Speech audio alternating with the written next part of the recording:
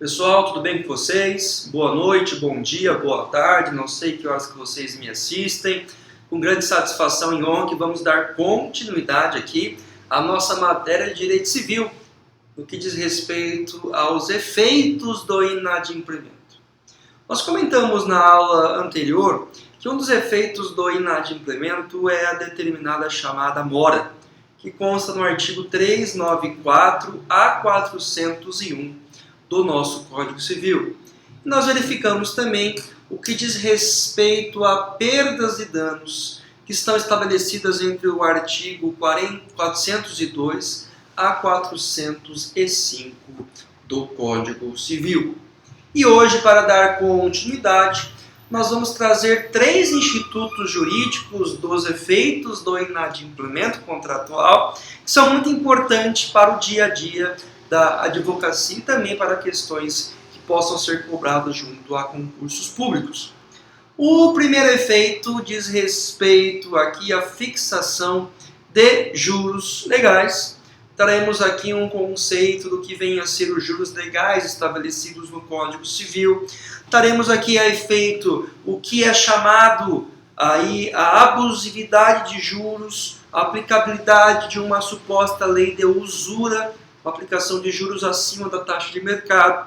E depois traremos a cláusula penal, que nada mais é do que a multa contratual estabelecida em contrato. E depois, por fim, traremos algumas considerações sobre arras e sinal de negócio, trazendo uma diferenciação entre arras confirmatórias e arras penitenciais. Podemos começar? Sobre juros legais. Os juros legais estão estabelecidos no artigo 406 do Código Civil. 406 e 407. Juros legais são coisas fungíveis.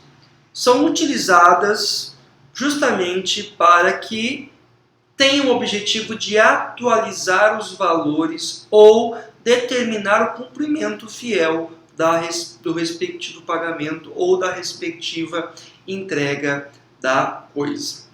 Quando nós falamos em juros legais, nós falamos em dinheiro, nós falamos em obrigações pecuniárias. E os juros são estabelecidos justamente pelo uso da coisa ou também pela quantia do devedor da qual ele não honrou no prazo que fora estabelecido. E os juros justamente têm a obrigatoriedade e o sentido e a função de corrigir os riscos sofridos pelo credor, ou seja, o credor que deixa de receber no modo, no prazo que foi fixada a obrigação, deve-se aí justamente ser remunerado do que nós chamamos de juros. A primeira diferenciação que vocês têm que anotar no caderno é que os juros podem ser de duas formas. Primeiramente, os juros podem ser convencionais ou podem ser legais. Juros convencionais ou juros convencionados são aqueles que estão estabelecidos pela vontade da parte. Ou seja, quando eu faço um contrato de compra e venda ou um contrato de mútuo, que é empréstimo de quantia, de valores, se eu estabelecer neste contrato, se o devedor não pagar aí a quantia de R$100 mil no prazo que foi estabelecido, eu posso estabelecer que essa quantia sofrerá reajuste mediante a aplicabilidade de juros a serem definidos no respectivo contrato. Ou seja, quando eu tenho que ambas as partes estabelecem em contrato uma aplicabilidade de juros para não pontualidade da obrigação, nós estamos diante do que juros vem chamado juros convencionado entre as partes.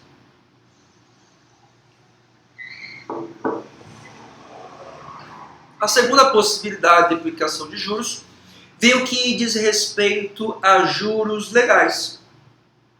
Juros legais são decorrentes da própria legislação. E aqui nós mencionamos como juros legais aqueles suficientes para recompor as perdas e danos em razão do inadimplemento da obrigação por parte do devedor. Ou seja, nós sabemos que se o devedor não cumprir o pagamento no modo e no prazo que foi estabelecido, sofre o credor com possíveis perdas e danos. Ou seja, o não pagamento do devedor da obrigação vai surgir justamente prejuízos ao credor. Esses prejuízos dizem respeito a juros estabelecidos sob uma ótica legal, ou seja, o poder judiciário, o juiz em uma ação em concreto, não havendo o pagamento pelo devedor no prazo e no modo da obrigação, o juiz fixará para o devedor a obrigatoriedade de pagamento de juros. Aí nós temos essa diferenciação, justamente o que vem a ser a juros legais e juros aí convencionais. Uma segunda diferenciação do que vem a ser os juros diz respeito à diferença entre juros moratórios e juros remuneratórios. Juros moratórios foram aqueles que são estabelecidos em decorrência ao atraso do cumprimento da obrigação. Ou seja, quando não há pontualidade no pagamento da obrigação, há aplicação de juros moratórios que decorre da mora, ou seja, do atraso do pagamento da obrigação. Já os juros compensatórios ou remuneratórios são aqueles que visam remunerar o credor pela utilização do seu capital. Vamos dar um exemplo. Quando você vai até uma instituição financeira e adquire um empréstimo bancário, nós temos que os juros estabelecidos para o empréstimo bancário são juros remuneratórios. Por quê, professor? Quando você vai até uma instituição aí financeira e pega 100 mil reais emprestados para que você pague aí em 100 vezes, em 100 mensalidades de R$1.000, é claro que o banco não vai te dar de mão beijando os 100 mil reais. Ele vai cobrar os juros da operação, ou seja, os juros da antecipação daquele dinheiro que o banco tirou do seu caixa, emprestou e parcelou o pagamento em 100 meses. É claro que não serão 100 meses de R$1.000, mas sim, dentro desta operação financeira, será aplicado um juros mensal. Um juros decorrente aí a um pacto, a um contrato, podendo ser de 1%, de 1,5%, 2%, 3%, enfim, o que tiver designado em contrato. Ou seja, os juros da instituição bancária são juros chamados juros remuneratórios, que independem do atraso da operação. Mesmo que você pagar em dia ao banco, você vai ter que pagar também os juros da operação, chamada aqui juros compensatórios ou juros remuneratórios. Ou seja, os juros remuneratórios ou compensatórios são inerentes à natureza do empréstimo do capital, da antecipação do capital, que são utilizados aí em contratos bancários. Já os juros moratórios são decorrentes ao atraso do pagamento estabelecido em contrato. Vamos supor que você faça um empréstimo bancário, pegue 100 mil reais nesse respectivo empréstimo, você financia o empréstimo em 100 parcelas, 100 prestações de iniciais R$1.200, porque dentro dos R$200 tem os juros da operação. Se você vier atrasar o pagamento do banco, você estará diante também a uma aplicabilidade dos juros moratórios. Ou seja, além daqueles juros da operação bancária que você teve que pagar, incidirá sobre o seu débito juros decorrentes ao atraso do pagamento, ou seja, decorrentes da ausência de pontualidade do pagamento aí das prestações. Perfeito?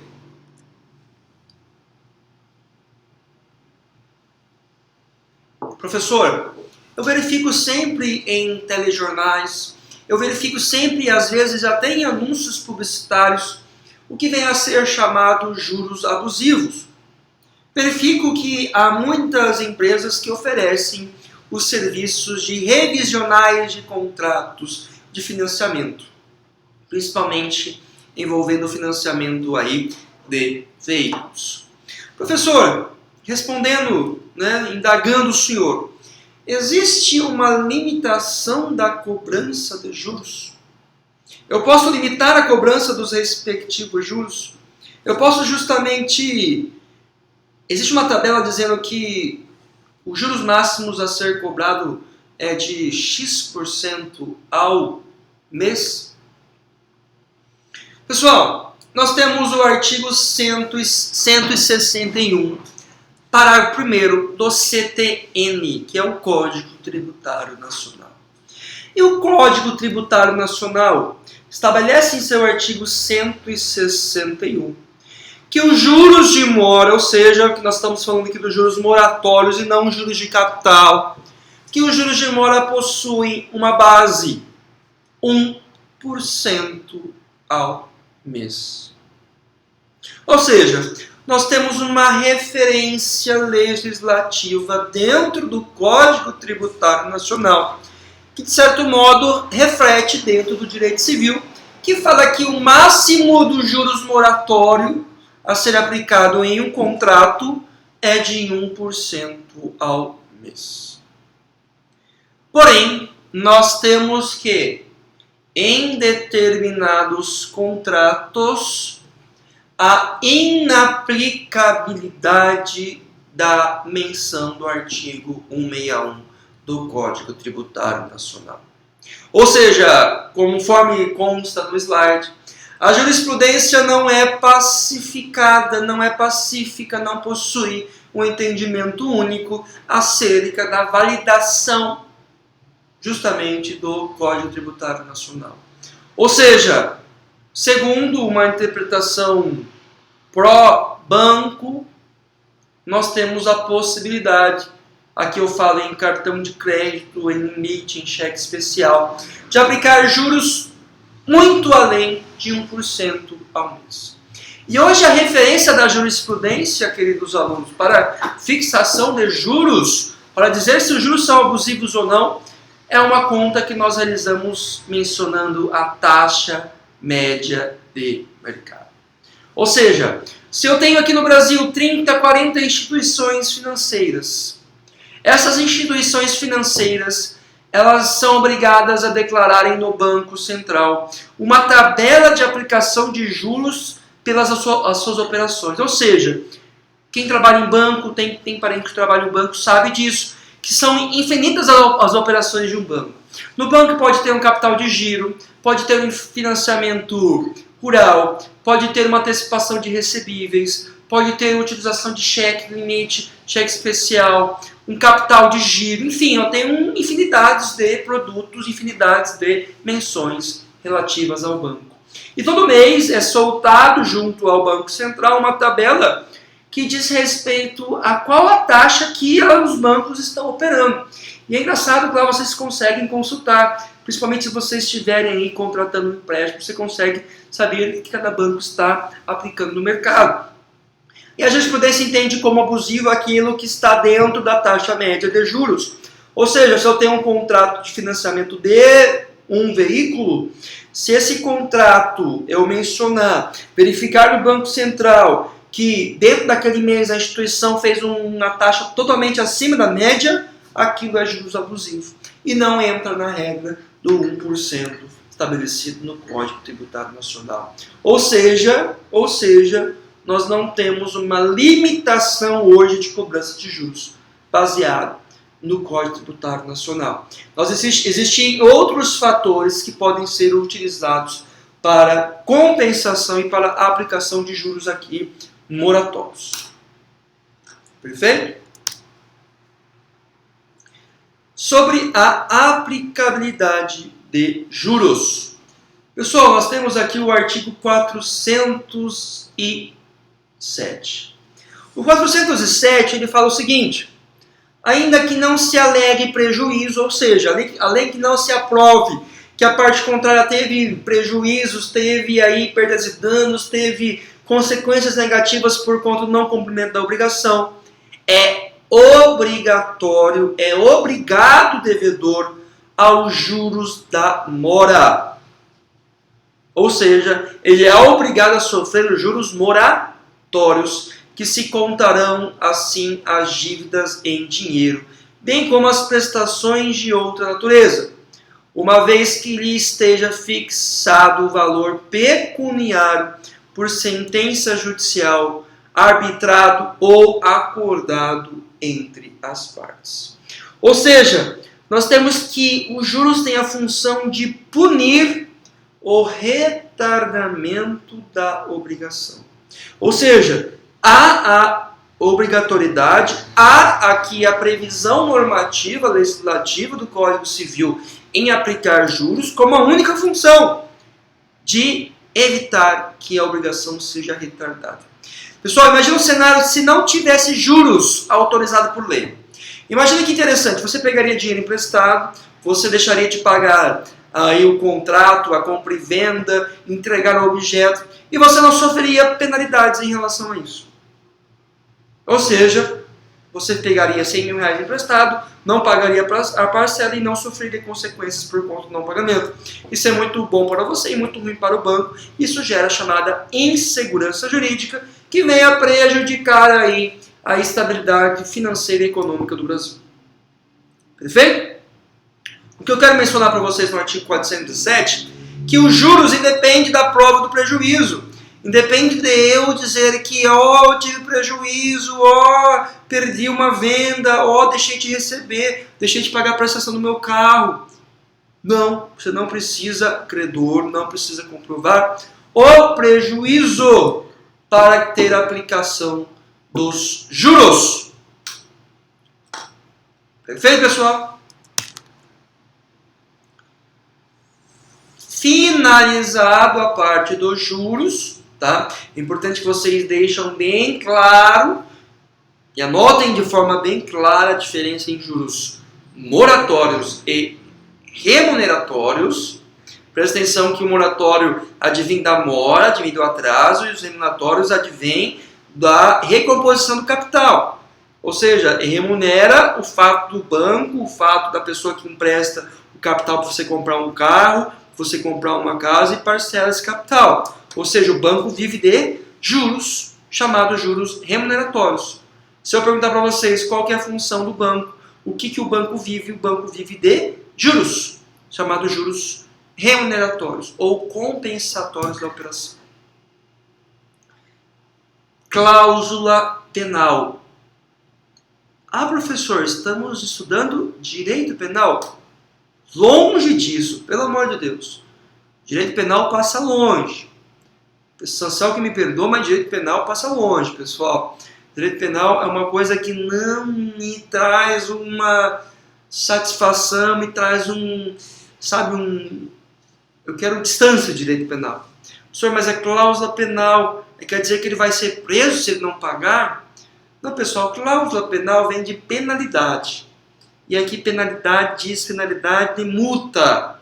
Ou seja, cláusula penal é uma multa contratual. Perfeito? Olha que interessante o conceito. Cláusula penal é uma promessa condicionada e acessória. Ou seja, é uma sanção, uma penalidade econômica. Seja em dinheiro, ou seja, dói no bolso, ou seja, através de outro bem. Uma perca de um bem, uma necessidade de entregar outro bem, ou uma parte de produto a mais por conta do inadimplemento contratual. E ele é devido à parte inadimplente. Quem é aquele que não cumpre a obrigação principal, não cumpre da obrigação principal, fica sujeito a uma cláusula penal, uma multa contratual, uma penalidade. Embora seja estipulado em conjunto junto à obrigação principal no contrato, nada impede que ela pode aí justamente ser aplicada depois do contrato. Tá? Então, qual que é o objetivo, a função primordial da cláusula penal? Função primordial da cláusula penal: reforçar o vínculo obrigacional. Ou seja, sujeito, você tem que pagar para mim, na semana que vem, R$100.000, sob pena de cláusula penal de 10% relativo a justamente o valor aqui da obrigação principal. Ou seja, estou reforçando o compromisso de pagamento dos R$100.000. Sob pena que se não pagar R$100.000, deverá pagar 10% de R$100.000 mais R$10.000. Então a dívida será R$110.000. Beleza? Cláusula penal, multa contratual. Perfeito, pessoal? 408. Incorre em pleno direito o devedor da cláusula penal, desde que deixe de cumprir a obrigação ou se constitua aí em uma hora que a gente já estudou. Cláusula penal, pessoal. Cláusula penal vem a ser justamente caracterizado pelo artigo 410, que pode ser aplicado ou no total do inadimplemento da obrigação ou parcialmente. Como assim, professor? Vamos supor que eu tenha um contrato de uma obrigação de fazer que eu devo entregar semana que vem 100 cabeças de gado.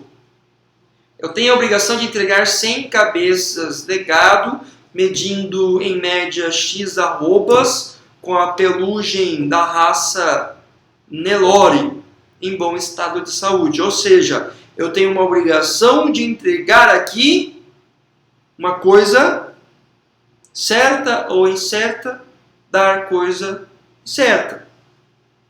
Eu não preciso dar o melhor gado e também não o pior gado. Perfeito? Vamos supor que eu, semana que vem, não entrego sequer uma cabeça de gado. Eu tive aqui o inadimplemento total da obrigação. Deixei de cumprir integralmente a obrigação. Perfeito?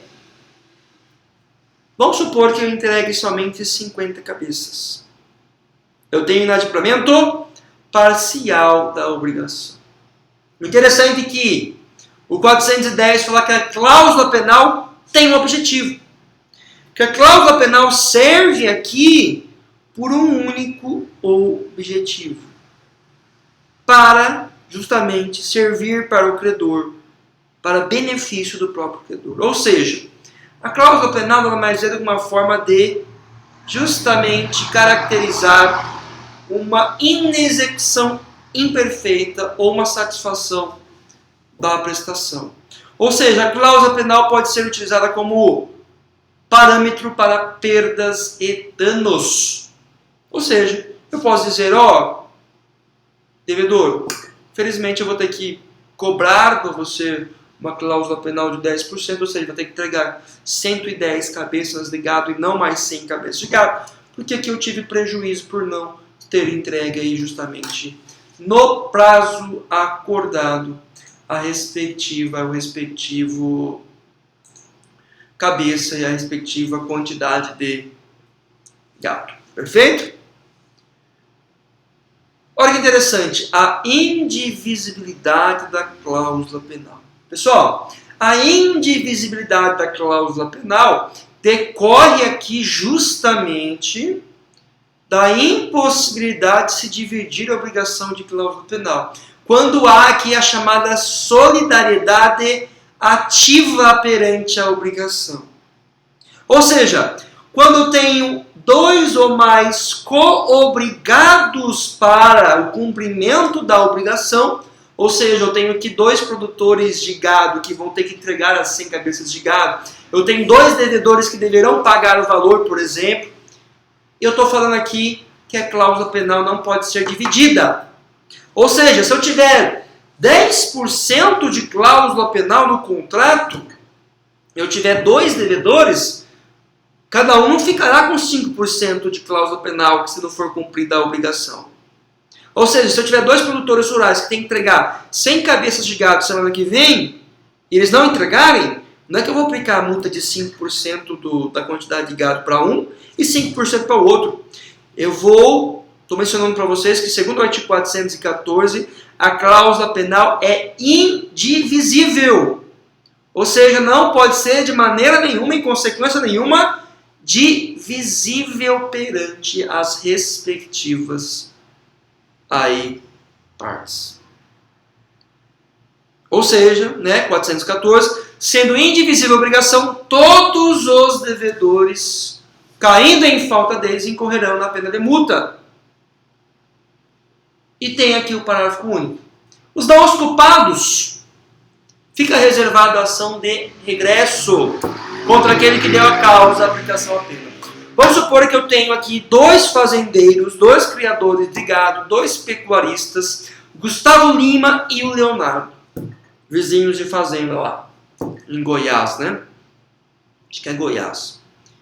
Eles têm que entregar lá 1.000 cabeças de gado. Eles estão vendendo cabeças de gado porque o show está em baixa e não estão conseguindo fazer shows aí, né? Eles estão vendendo aí justamente as cabeças de gado. Vamos supor que lá, fazendo a venda das cabeças de gado, o Gustavo Lima separa as 1.000 cabeças de gado e fala: Leonardo, está aqui separado as 1.000 cabeças de gado.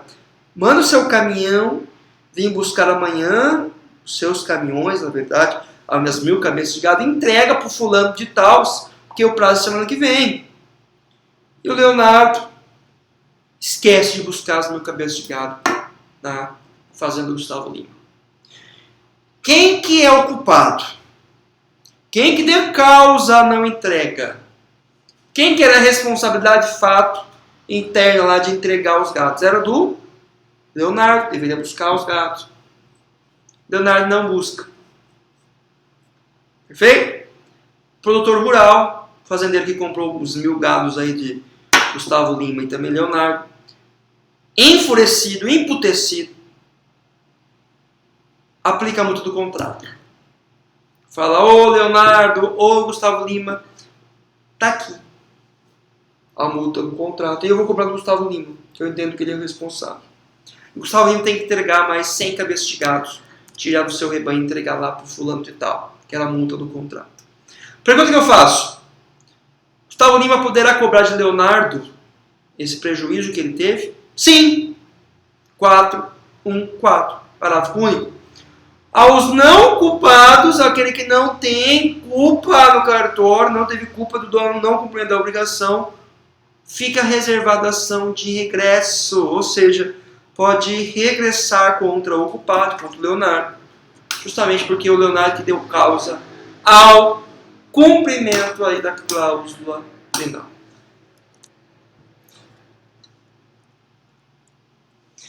Pessoal, dando continuidade aqui à nossa aula, vamos falar sobre arras ou sinal.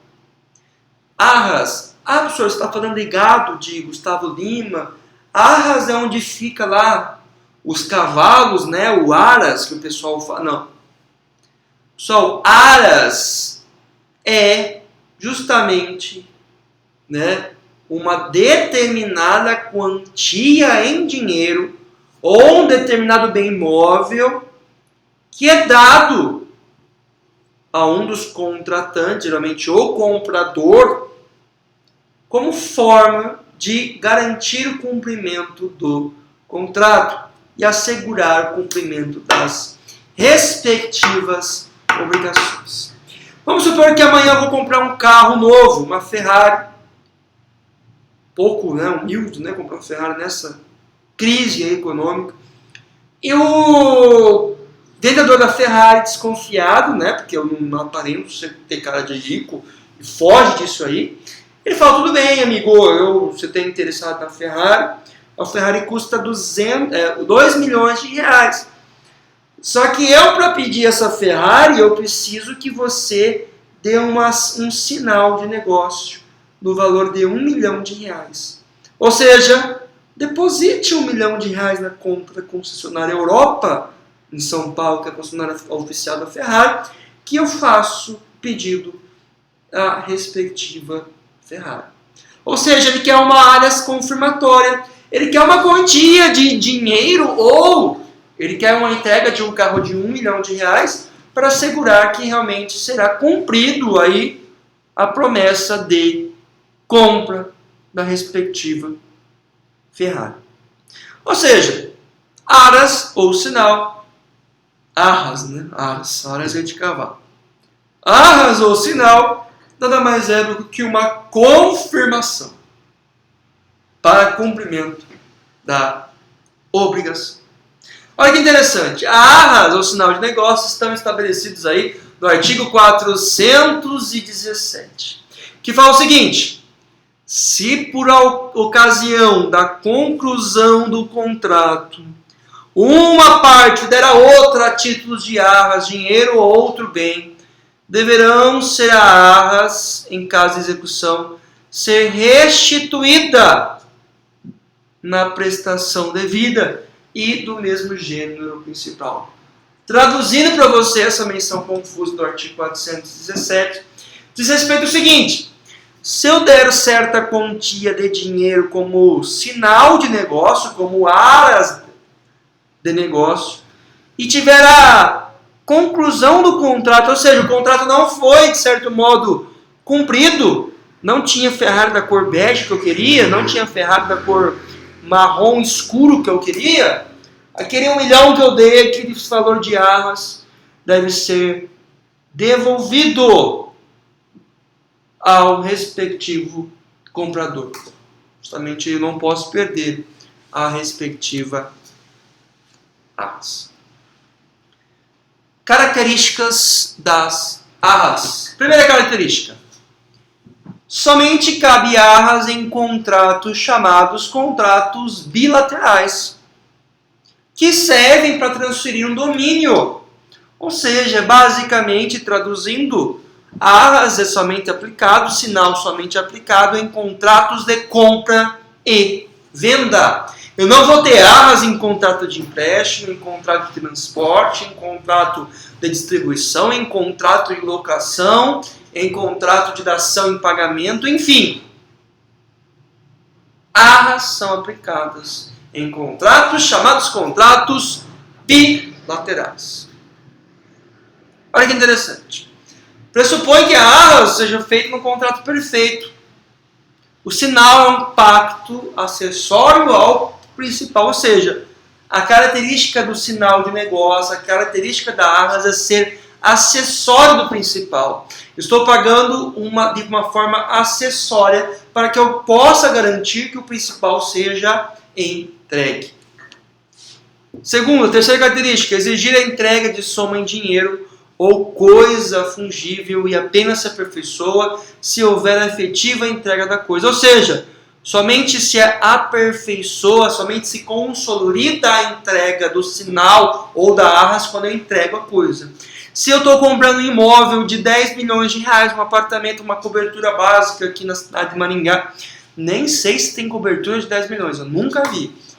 E ele pede o seguinte: olha, eu preciso de um sinal de negócio para a construtora fazer essa construção de uma cobertura de 10 milhões de reais para você. Então eu quero que você entregue sua casa que vale 2 milhões de reais como sinal de negócio, como arras. Ou seja, se aperfeiçoa apenas a arras quando eu tiver a entrega da casa.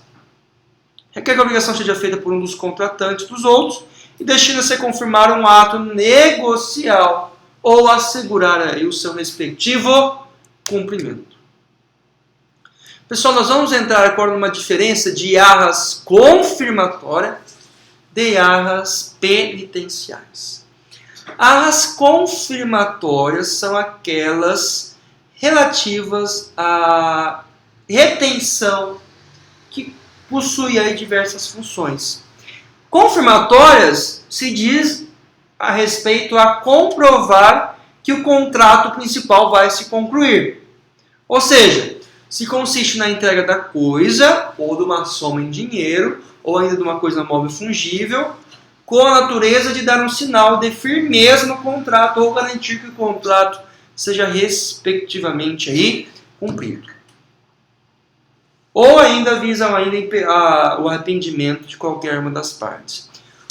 Olha que interessante, pessoal. Quando eu falo de arras confirmatórias, eu estou falando que poderá haver o arrependimento perante aquele que deu o sinal do negócio.